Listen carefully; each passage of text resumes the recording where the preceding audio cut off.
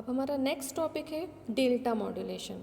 तो delta modulation हम क्यों यूज़ करते हैं? सबसे पहले तो अगर हमारे पास इनकोडिंग ऑलरेडी डिजिटल इनकोडिंग के दो मेथड्स हम डिस्कस कर चुके हैं, पीसीएम एंड डीपीसीएम।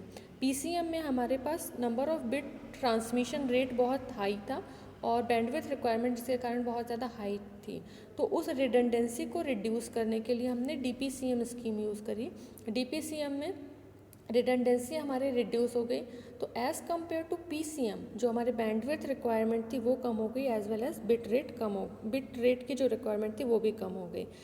लेकिन फिर भी एज़ कम्पेयर टू हमारे पास बैंडविड्थ और चैनल पे इतना वो लोड रहता है कि हमको अपनी बिट रेट को और ज़्यादा कंप्रेस करने की रिक्वायरमेंट होती है। तो उस नीड को सॉल्व करने के लिए हम नेक्स्ट स्कीम यूज़ करते हैं, that is known as your delta modulation. तो डेल्टा मॉड्यूलेशन के लिए सबसे पहले reason to use delta modulation. First point, PCM transmits all the bits which are used to code a sample.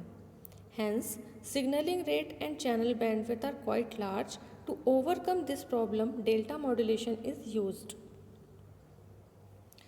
Next, working principle.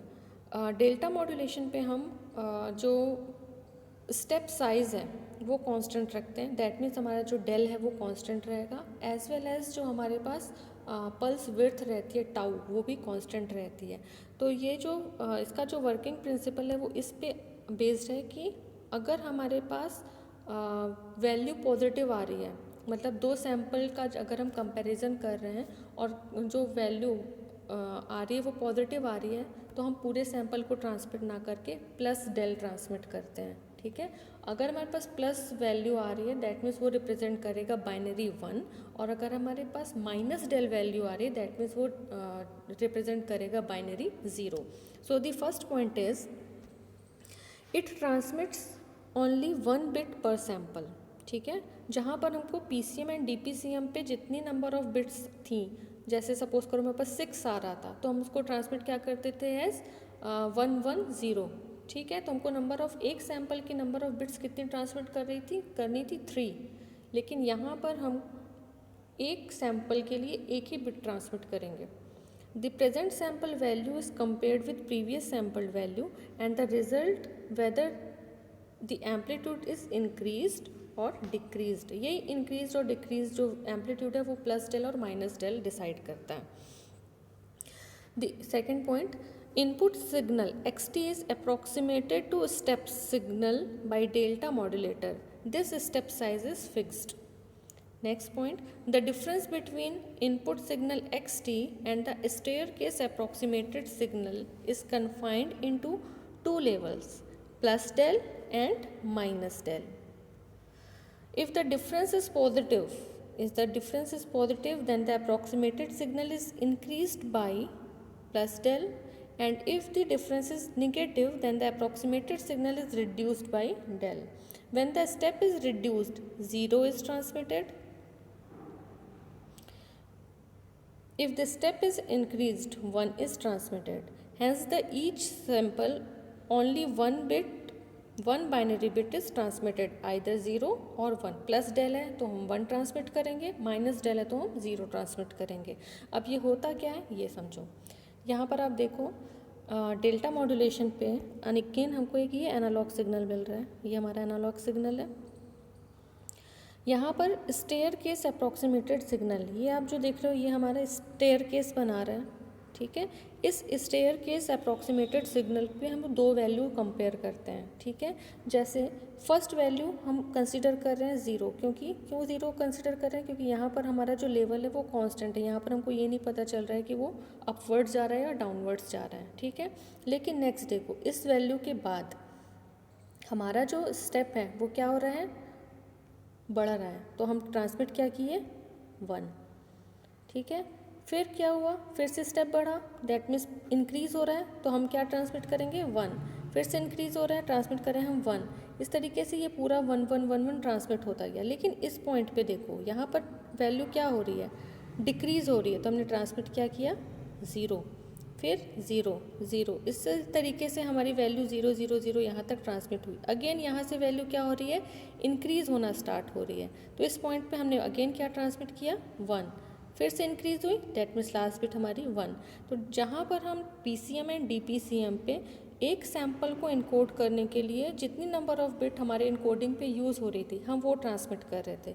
लेकिन यहाँ पर transmission हमारा किस पे डिपेंड करता है कि हमारा जो स्टेयर केस अप्रॉक्सीमेटेड सिग्नल है, दैट मीन्स ये जो स्टेयर केस अप्रॉक्सीमेटेड सिग्नल है ये इंक्रीज़ हो रहे हैं या डिक्रीज़ हो रहे हैं। तो इंक्रीज़ अगर हो रहा है तो हम क्या ट्रांसमिट करेंगे, बाइनरी 1, और अगर डिक्रीज़ हो रहा है तो हम ट्रांसमिट करेंगे बाइनरी 0। तो ये वर्किंग प्रिंसिपल है किसका, हमारे डेल्टा मॉड्यूलेशन का। यहाँ पर एक चीज़ नोटिसेबल है कि हमारे पास जो स्टेप है, जैसे ये हमारे पास जो स्टेप है, हर एक स्टेप की जो स्टेप साइज़ है डेल, ठीक है, वो कांस्टेंट रहेगा। स्टेप साइज़ जो है वो कांस्टेंट है, ठीक। इसके अलावा जो टाउ की वैल्यू है, पल्स विड्थ की जो वैल्यू है वो भी क्या रहेगी, कांस्टेंट रहेगी। हम इसमें कोई वेरिएशन नहीं कर सकते, ठीक है। तो ये हुई हमारा डेल्टा मॉड्यूलेशन। अब बात आती है हमारी ट्रांसमीटर पार्ट की। Transmitter part of delta modulation. यहाँ पर ट्रांसमीटर पार्ट में आप अगेन देखो कि आपको एक फिर से यहाँ पर एक एरर सिग्नल हम जनरेट कर रहे हैं, ENTS एरर सिग्नल हमारा किसके थ्रू जनरेट हो रहा है, प्रेजेंट सैंपल और प्रीवियस सैंपल के कारण, ठीक है। तो हमारा 1 बिट क्वांटाइजर अगेन क्या करेगा, आपका जो आउटपुट हमारा जनरेट होगा वो इनकोड किसको करेगा, ENTS को, एरर सिग्नल को इनकोड करेगा। ये जो इनकोडेड वर्जन है वो अगर प्लस होगा, प्लस डेल होता है तो हमारे पास आउटपुट क्या होगा, बाइनरी 1। अगर ये माइनस ऑफ डेल होता है तो हमारे पास आउटपुट क्या होगा, बाइनरी 0। हमारे पास यहाँ पर एक्स कैप NTS, यहाँ पर ये जो आप एक्स कैप NTS देख रहे हो वो कैसे मिल रही है, यहाँ पर आप ये समर देख रहे हो, ठीक है। समर किसको सम करेगा, UNTS के डिलेड वर्जन को, दैट मीन्स समर किसको किसको ऐड कर रहा है, BNTS जो आपका था क्वांटाइज बिट, ठीक है। इस क्वांटाइज बिट को हम ऐड कर रहे हैं डिलेड वर्जन ऑफ UN-1TS जो कि UNTS का एक डिले वर्जन है। वन सैम्पल पीरियड हम उसको डिले कर रहे हैं, दैट मीन्स प्रीवियस सैम्पल। इन दोनों को जब हम ऐड करेंगे तो हमको आउटपुट क्या मिलेगा, UNTS, ठीक है। ये जो UNTS है, यही UNTS आपका क्या कहलाएगा, एक्यूमुलेटर का आउटपुट एक्स कैप NTS। तो इनका जो एरर सिग्नल निकलेगा, ये एरर सिग्नल क्वांटाइज होके ये बताएगा कि जो वैल्यू है वो पॉजिटिव है और निगेटिव है, ठीक है। अगर वैल्यू पॉजिटिव आती है तो हम ट्रांसमिट करेंगे बाइनरी 1, और अगर वैल्यू हमारी नेगेटिव आती है तो हम ट्रांसमिट करेंगे बाइनरी 0। तो the first point of transmitter part of DM, the summer in the accumulator add quantizer output और डेल with the previous sample approximation. This gives present sample approximation UNTS। आप ये भी बोल सकते हो, यहाँ पर ये जो हमारे पास एनालॉग सिग्नल आ रहा है, सैम्पल सिग्नल आ रहा है, और यहाँ से आप क्या जनरेट कर रहे हो, अपने स्टेयर केस सिग्नल्स जनरेट कर रहे हो, स्टेप्स में जनरेट कर रहे हो। तो हमारे पास फॉर्मूला क्या बन रहा है, UNTS is equals to UN-1TS plus BNTS। That means यहाँ का जो आउटपुट निकल रहा है, ये आउटपुट UNTS किसको किसको ऐड करने में मिल रहा है, UN-1TS प्लस BNTS, ठीक। Next point, the previous sample approximation UN-1TS is restored by delaying 1 sample period TS।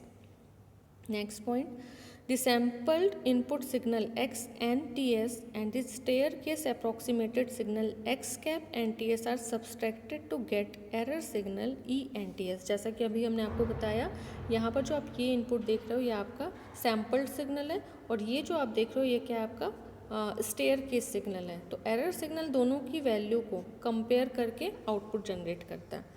Next है दस on the sign of ENTS 1 bit quantizer generate output of plus del और minus del। यहाँ पर इसीलिए हम 1 bit quantizer use कर रहे हैं क्योंकि हमको एक ही आउटपुट चाहिए, आइदर प्लस डेल और माइनस डेल। अगर प्लस डेल आएगा तो हमको 1 ट्रांसमिट करना है, अगर माइनस डेल आ रहा है तो हमको 0 ट्रांसमिट करना है। So that is all about the transmitter part of DM. Next है हमारा डेल्टा मॉड्यूलेशन।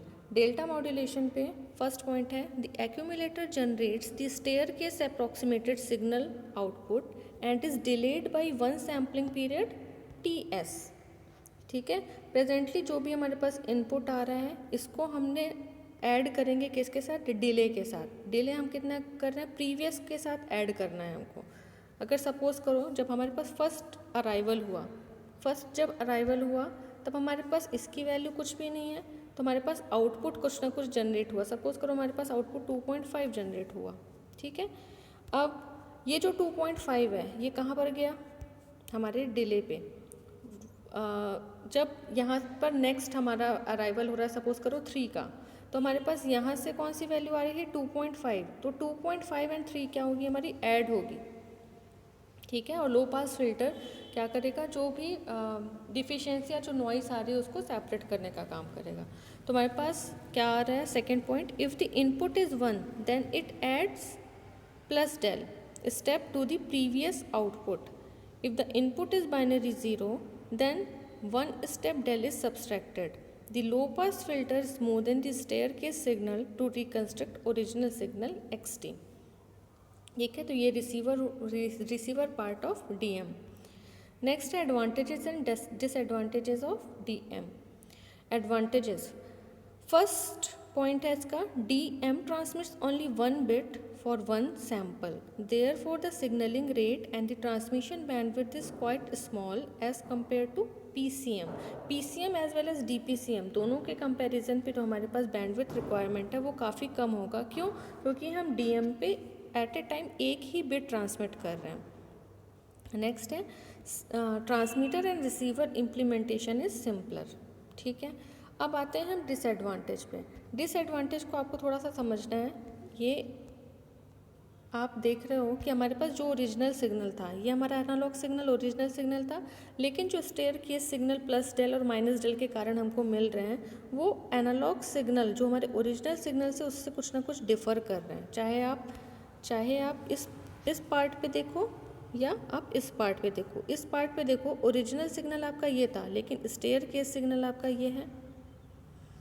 ठीक है, जिसके कारण हमारे पास यहाँ पर ये वाला जो लेवल आप देख रहे हो, ये जो लेवल देख रहे हो, ये लेवल क्या हुआ, इस लेवल पे क्या हुआ, कुछ ना कुछ नॉइज़ जनरेट हुई। सिमिलरली यहाँ पर ओरिजिनल सिग्नल इस यहाँ पर आ रहा है, लेकिन आपका स्टेयरकेस सिग्नल डिफ़र कर रहा है, तो ये वाली जो वैल्यू है ये भी वैल्यू क्या हो रही है, कुछ ना कुछ नॉइज़ प्रोड्यूस हो रही है। इन दोनों नॉइज़ को slope overload distortion and granular noise बोलते हैं। ठीक है, ये आपका जो देख रहे हो, अगर हमारा original signal that means analog signal आपके स्टेयरकेस सिग्नल से अबव है, तो आपका वो क्या कहलाएगा, ये इस तरह की नॉइज़ क्या कहलाएगी, स्लोप ओवरलोड डिस्टॉर्शन। सिमिलरली अगर आपका जो ओरिजिनल सिग्नल है वो डाउनवर्ड से किसके कंपैरिजन पे, आपके स्टेप सिग्नल के, स्टेयरकेस सिग्नल के, तो वो नॉइज़ आपकी क्या कहलाएगी, ग्रेनुलर नॉइज़। समझ रहे हो, ये जो है ये आपकी क्या है, स्लोप ओवरलोड। क्यों, क्योंकि हमारे पास जो एनालॉग सिग्नल था और स्टेयरकेस सिग्नल, एनालॉग सिग्नल से स्टेयरकेस सिग्नल नीचे आ रहा है, बियॉन्ड आ रहा है, और ये तो ऐसा जो डिस्टॉर्शन है वो आपका क्या कहलाएगा, स्लोप ओवरलोड। और अगर आपके जो सिग्नल है वो स्टेयरकेस सिग्नल अबव है किससे, आपके ओरिजिनल सिग्नल से, तो वो आपका क्या कहलाएगा, ग्रेनुलर नॉइज़। ये इसकी डिसएडवांटेज है डेल्टा मॉड्यूलेशन की। अब ये डिसएडवांटेज को सॉल्व करने के लिए हम नेक्स्ट टेक्निक यूज़ करेंगे, that is known as your adaptive delta modulation.